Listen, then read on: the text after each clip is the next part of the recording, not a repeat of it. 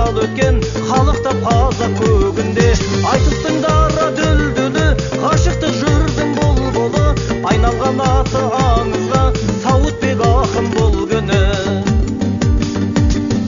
Таныған естіп дауысын, таң алып жақын алысын, ұлы жүз дулат шымырмен күн тудың қорғап намысын.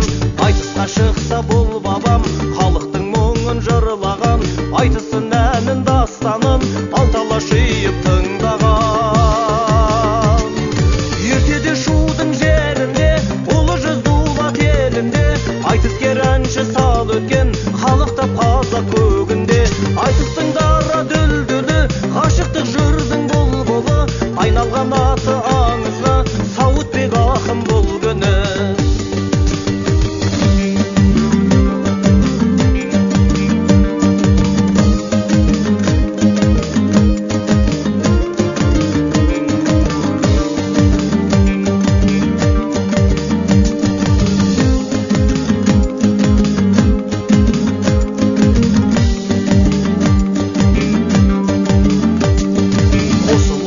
Қайғырып, қанаты қалған қайрылып, Ақбөпе әнін шығарған Ақбөпе қыздан айрылып.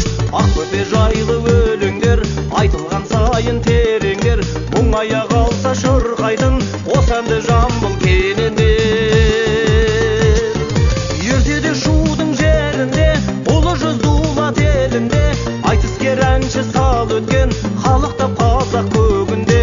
Айтыстың дара дүлдүлі, ғашықтық жүрдің бұлбұлы, айналған аты аңызға Сауытбек ақын бұл күні. Ертеде шудың жерінде, ұлы жүз дулат елінде, айтыскер әнші сал өткен халықта таза көгінде.